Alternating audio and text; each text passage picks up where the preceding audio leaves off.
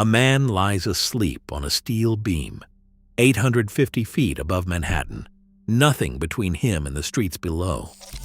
You've probably never seen this photograph, but you've almost certainly seen its companion, 11 workers eating lunch on that same beam, one of the most reproduced images in American history.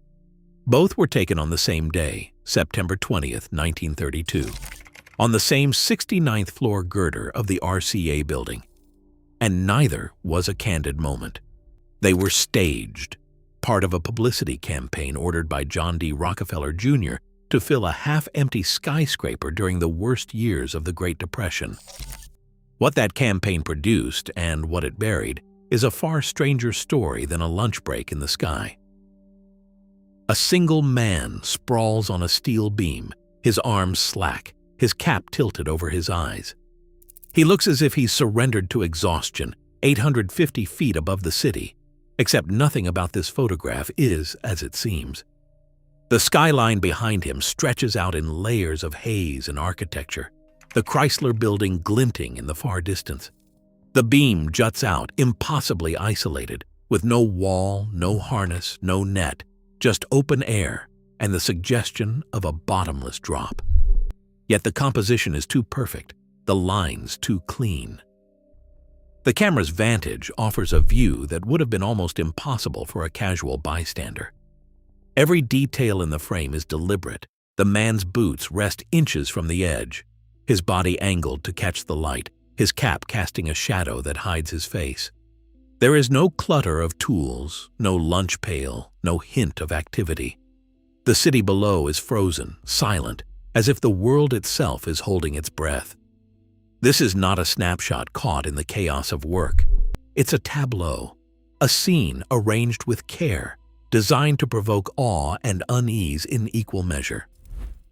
On September 20, 1932, this image was captured on the 69th floor of the RCA building at Rockefeller Center as part of a calculated publicity campaign. The man is anonymous, one of a crew of ironworkers recruited for a series of staged photographs meant to sell a half-empty skyscraper in the depths of the Great Depression.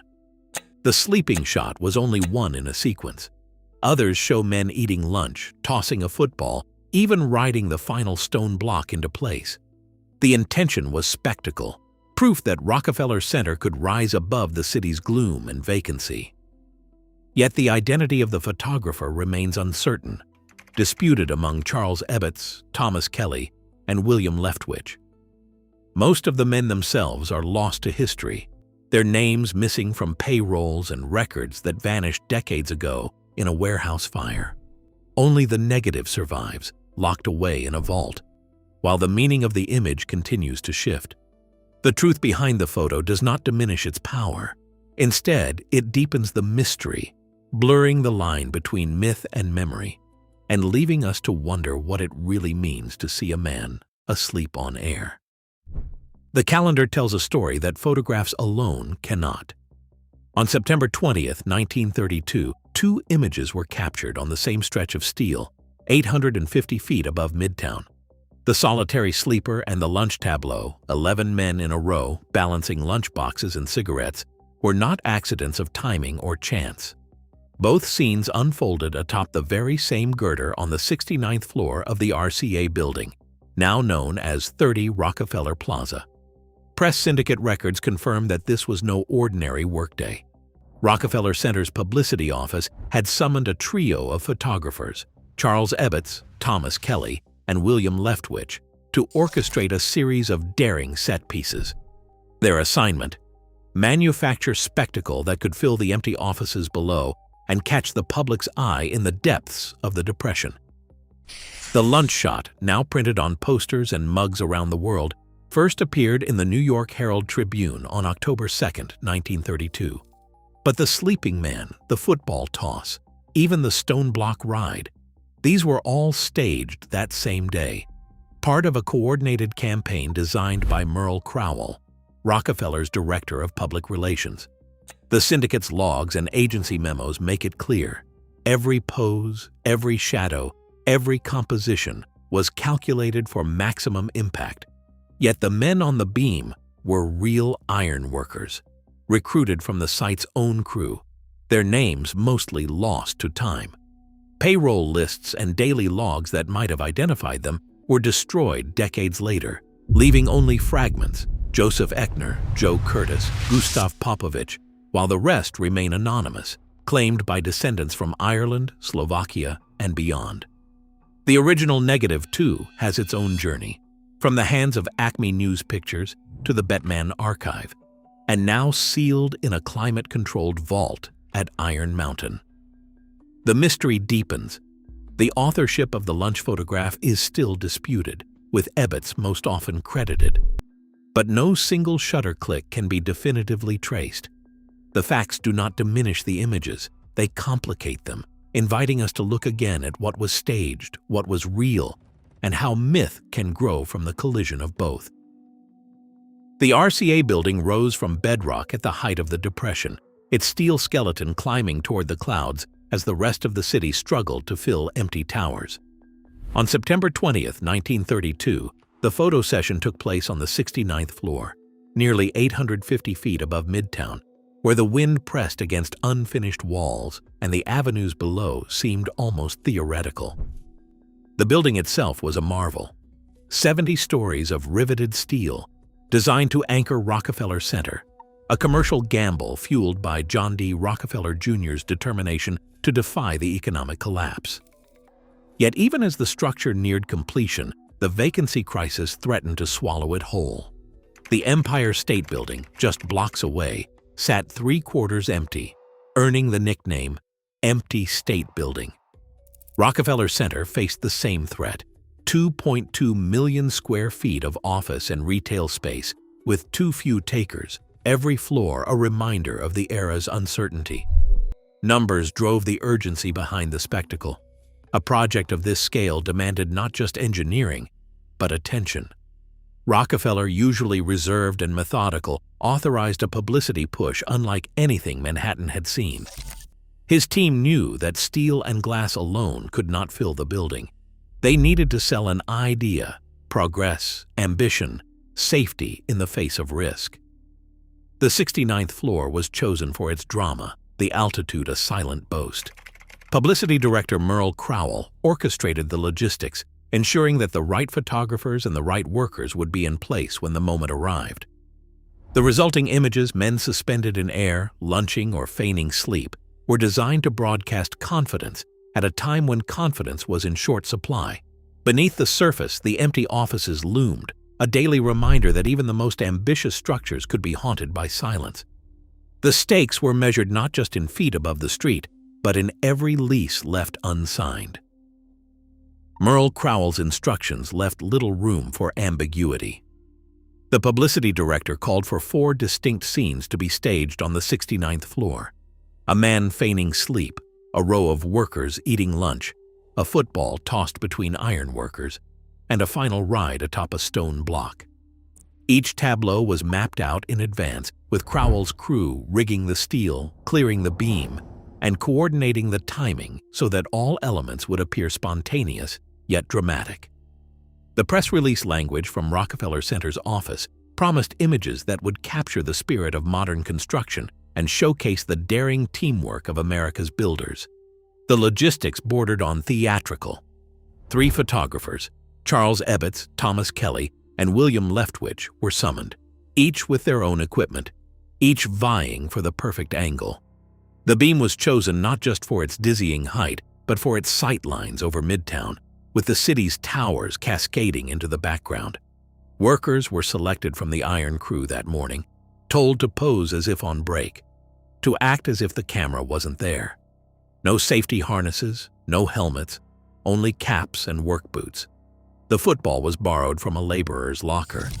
The stone block was rigged with ropes and pulleys, hoisted for effect. Crowell's plan was precise. The images would circulate in newspapers across the country, timed to coincide with the RCA building's leasing drive. The men's names were never recorded in the official press logs, just a roll of numbers, a payroll code, and the fleeting hope of recognition. Competing family stories would later claim this or that figure as a grandfather or uncle, but with the original work records lost in a warehouse fire, Certainty would always remain out of reach. The negative itself, after passing through news agencies and archives, survives today in a climate-controlled vault, its authorship still debated. What began as a calculated act of fabrication, posing real men in manufactured peril, has only deepened the photograph's hold on the public imagination. The truth behind the staging does not cheapen the image, it sharpens its paradox. The danger was real, the courage authentic, even as the moment was arranged for maximum effect. In peeling back the curtain, the story grows richer, not smaller, challenging us to see both the myth and the machinery that brought it to life. John D. Rockefeller Jr. faced a dilemma that numbers alone could not solve. By the fall of 1932, the RCA building soared nearly 70 stories above Midtown, but inside, the echo of empty offices threatened the entire project. The Empire State Building, just a year older, was still known as the Empty State Building, 3/4 of its space unleased, a monument to ambition outpacing reality. Rockefeller Center risked the same fate. 2.2 million square feet of office and retail space, much of it unclaimed, each vacant floor a silent liability during the worst economic collapse in modern memory. To counteract this crisis, Rockefeller's team turned to spectacle. The publicity budget for that year carved out funds not just for press releases and advertisements, but for something more dramatic, a series of photographs that would capture the world's attention.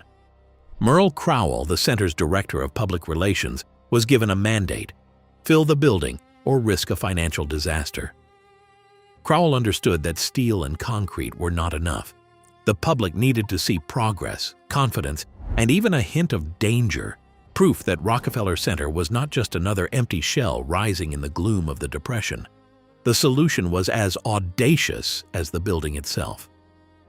On September 20, 1932, Crowell arranged for 3 photographers, Charles Ebbets, Thomas Kelly, and William Leftwich, to orchestrate a series of images on the 69th floor. The photo session was meticulously planned: a solitary man feigning sleep, a row of workers sharing lunch, a football arcing between ironworkers, and the final ride atop a stone block. These were not random moments, but carefully curated scenes designed to circulate in newspapers nationwide, timed to coincide with a new leasing campaign. The aim was clear: project an image of daring teamwork and modern construction, and in doing so, fill the empty offices below. Rockefeller's gamble was not just about publicity, it was about survival. With so much at stake, every detail was calculated.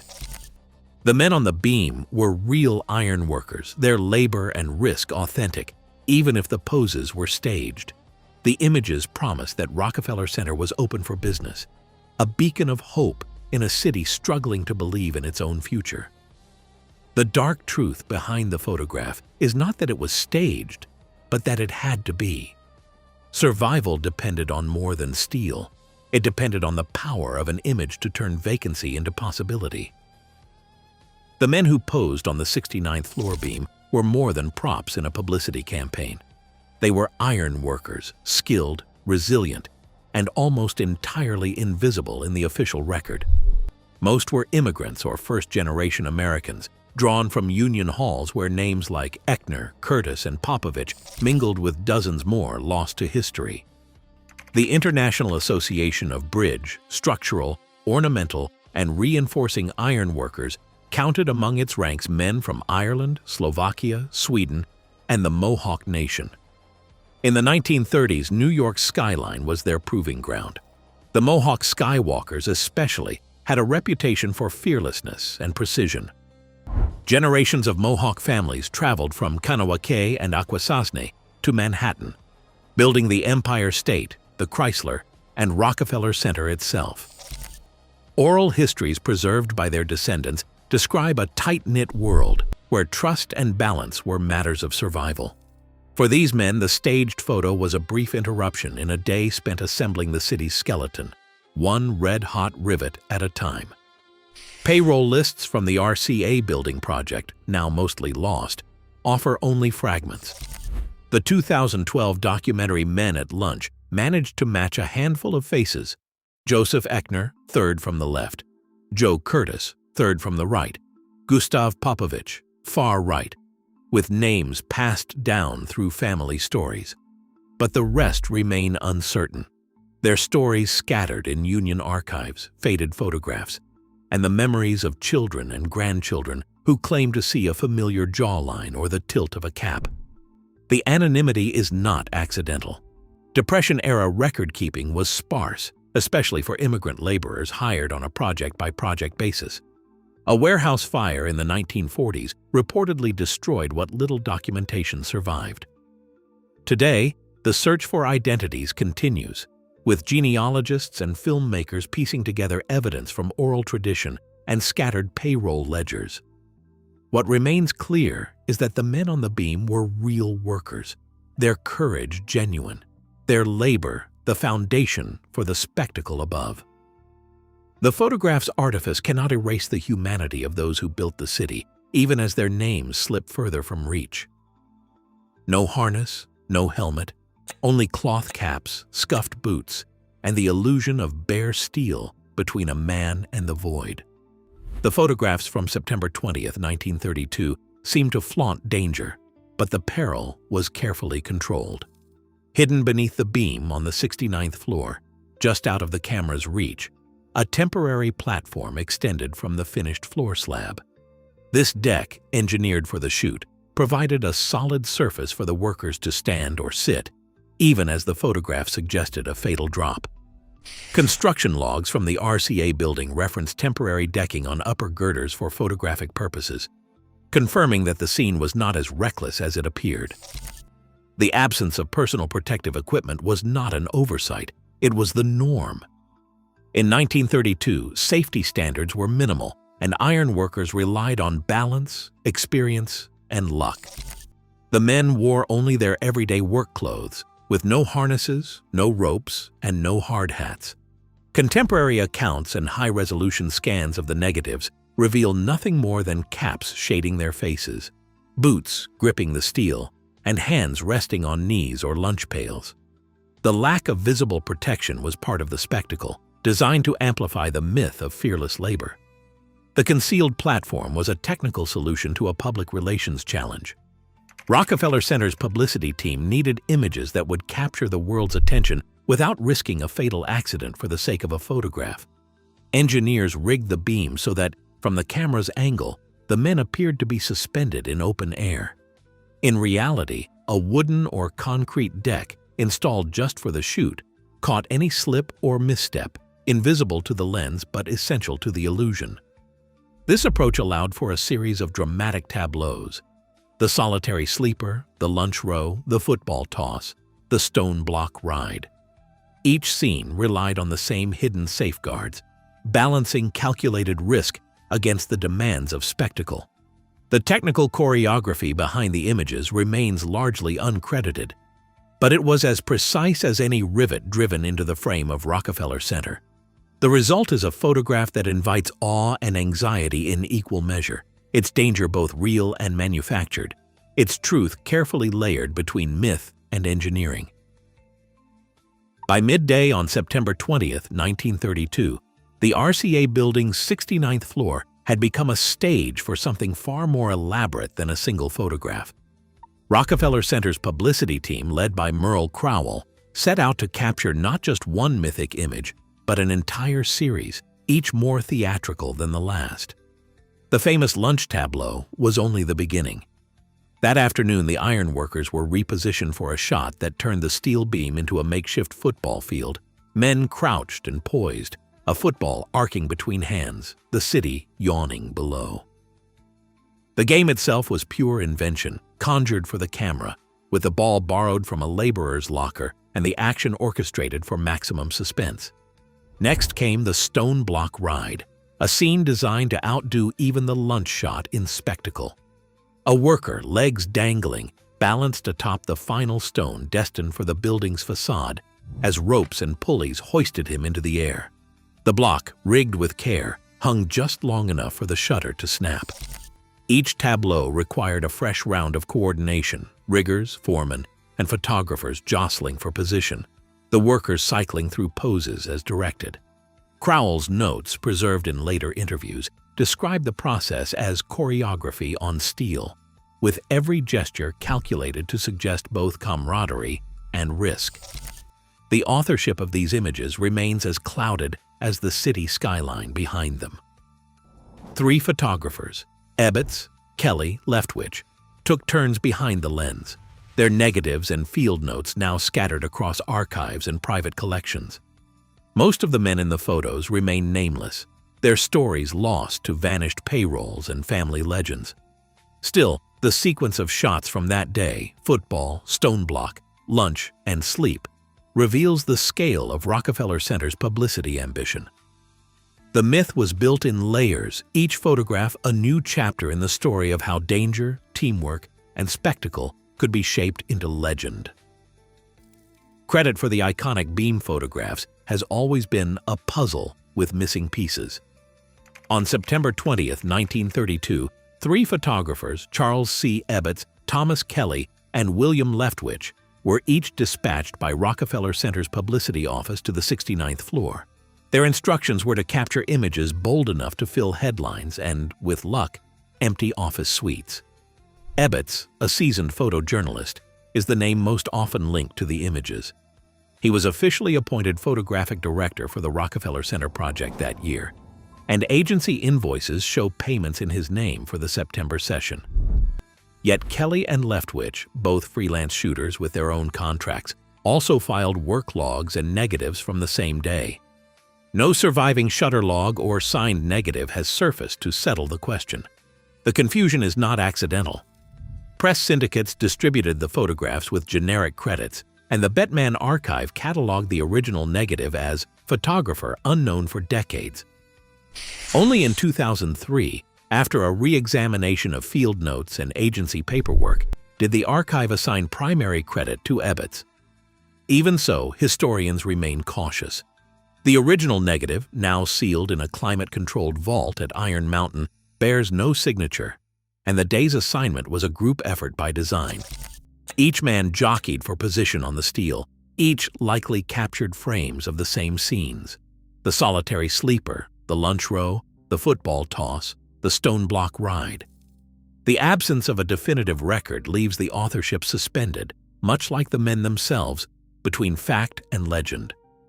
The result is a photograph whose mystery is not diminished by the lack of a single name, but deepened, an image shaped by many hands and by the ambitions of a city desperate to be seen.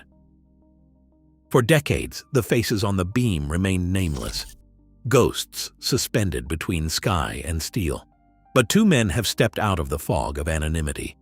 Joseph Echner, third from the left, and Joe Curtis, third from the right, are the only workers on the lunch beam who can be identified with certainty. Their names surfaced through a painstaking cross-check of surviving payroll fragments, period photographs, and the oral histories of their families. Echner was an Iowa native who found his way to New York's skyline by way of the Ironworkers Union. Curtis, an Irish immigrant, arrived in 1919 and made a living on the city's tallest skeletons. For their descendants, seeing a familiar jawline or the slope of a nose in the photograph is more than pride. It's a rare point of contact with a lost era. Beyond these 2, the search for identities becomes a patchwork of family claims and half-remembered stories. Letters have arrived from Ireland, Slovakia, and Sweden, each one insisting that a grandfather or great-uncle is among the men on the beam. Gustav Popovich, a Slovak immigrant, is often named as the figure on the far right, but definitive proof remains elusive. The rest of the faces are claimed and counterclaimed, their stories tangled in the gaps left by vanished records. The 1940s warehouse fire that destroyed Rockefeller Center's payroll ledgers and daily logs erased the best hope of certainty. No official roster survives, only fragments, rumors, and the digital fingerprints of genealogists searching for a match. The paradox is sharp. A photograph staged for corporate spectacle, yet filled with real men whose labor built the city and whose individual stories have slipped between the cracks of history. The preserved negative, locked away in a vault, holds their likenesses in perfect detail, but the names behind the faces remain mostly out of reach. In the end, the image's power is not diminished by this anonymity. If anything, it grows, a monument to both the known and the unknowable, the public myth and the private truth of those who risked everything at the edge of the sky. The names behind the faces on the beam have always been elusive, but the reasons for that anonymity are rooted in lost paper trails. In the 1940s, a warehouse fire consumed what little remained of Rockefeller Center's original payroll ledgers, daily logs, and photographic assignment books. The blaze, mentioned only in later archive memos and never fully documented in public fire records, left no official roster of who worked on the RCA building, who posed for the camera, or who signed off on the publicity stunts. Corporate histories and union records from the era are fragmentary at best, and Depression-era bookkeeping for immigrant laborers was notoriously sparse. The fire erased more than just names. It wiped out the connective tissue between memory and evidence, leaving researchers to piece together identities from scattered family stories, faded photographs, and the rare surviving pay stub. Genealogists and documentary filmmakers have spent years combing through union rolls and oral histories, but the gaps are stubborn. Competing family claims surface from Ireland, Slovakia, and beyond, each one tracing a jawline or a tilt of a cap to a beloved ancestor. Without the original ledgers, these claims remain unverified, suspended between hope and uncertainty. Only a handful of workers, Joseph Eckner, Joe Curtis, and perhaps Gustav Popovich, can be named with any confidence. The rest are shadows, their stories lost to a fire that turned history to ash.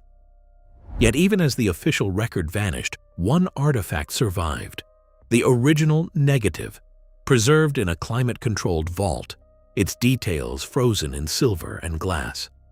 The image endures, but the men within it remain mostly nameless, their anonymity a reminder of how easily history can slip beyond reach. Deep beneath the rolling hills of Butler County, Pennsylvania, a limestone cavern stretches for miles, a hidden vault known as Iron Mountain. Here, under layers of rock and reinforced steel, the original glass negative of lunch atop a skyscraper rests in darkness, sealed away from time and accident. The journey to this subterranean archive began in 1932, when the negative left the hands of the press photographers who staged their famous shoot on the 69th floor of the RCA building. After its first publication in the New York Herald Tribune, the negative moved through the circulation rooms of Acme News Pictures, a major syndicate that handled thousands of images for the nation's newspapers. Decades later, the negative was acquired by the Bettman Archive, a vast collection of historic photographs assembled by Otto Bettman, who recognized its value as both artifact and symbol. The Bettman Archive itself would change hands more than once, eventually becoming part of Corbis, and later Getty Images. But the physical negative, the actual plate that captured 11 men suspended above Manhattan, was always treated with special care. In the late 1990s, as the risks of fire, flood, and decay became more apparent, the Bettman Archive transferred its most precious holdings to Iron Mountain. The facility is climate-controlled to a precise 45 degrees Fahrenheit with constant humidity and protected by biometric security and 24-hour surveillance. The vault specifications are exacting. The air is filtered, light is minimized, and each artifact is tracked by barcode. It is a place designed not for display, but for preservation. In 2008, the negative was scanned at high resolution, a digital master file created in the Bettman Preservation Lab, ensuring that the image could circulate in print and online without ever exposing the fragile plate to light again. The original, though, remains in Iron Mountain, surrounded by millions of other images that shaped the 20th century. Its presence there is a reminder that even the most public symbols are anchored in something tangible, a single object handled by human hands, outlasting the names and records lost to fire and time. The myth endures, but so does the artifact, locked in a vault beneath Pennsylvania, waiting for the next generation to look again. The photograph's afterlife stretches far beyond the Depression skyline. Almost from the moment it appeared in the New York Herald Tribune in October 1932, the image of men atop the RCA building's beam became a visual shorthand for American resolve. By the late 1930s, reproductions hung in union halls and adorned the walls of public schools. During World War II, the United States government repurposed the photograph for propaganda posters, urging citizens to support the war effort by invoking the unbreakable spirit of American labor. The image, stripped of its corporate origins, took on new meaning, now a symbol of national strength and unity, its staged beginnings fading into legend. In the decades that followed, the photograph's reach only widened. Textbook publishers placed it alongside lessons on the Great Depression, using the beam as a bridge between history and myth. Media literacy educators began to dissect the image in classrooms, prompting students to question how framing, composition, and publicity can manufacture a sense of authenticity. The American Library Association's Images That Shaped America curriculum encourages students to compare the original with countless recreations, challenging them to spot the lines between artifice and reality. The photograph's adaptability kept it alive in the public imagination. In 2025, Time magazine staged a modern recreation for a cover story on artificial intelligence, swapping ironworkers for tech leaders perched above a digital skyline. The echo was unmistakable. A new generation of builders posed in a familiar tableau, the original's aura of daring now applied to a different kind of progress. Online, the image has become a meme template, remixed with superheroes, cartoon characters, or everyday people. Each version a nod to the enduring power of the original frame. From wartime morale to digital parody, the photograph's journey is a study in transformation. What began as a calculated act of publicity has become a touchstone for resilience, teamwork, and the stories we tell about work and risk. Its myth persists not because it was real, but because it was built to last, an icon shaped by both truth and invention, endlessly reinterpreted by each generation that looks up. September 20th, 1932. Rockefeller's publicity machine staged these images 850 feet above Manhattan, turning real ironworkers into anonymous icons. The photographer's identity is still debated, records are lost, yet the preserved negative endures. Today, the paradox remains, a manufactured myth, but authentic risk. The truth doesn't cheapen the image. It deepens its power, reminding us that symbols are built from both intention and reality. What we choose to believe still shapes what endures. Share your thoughts below.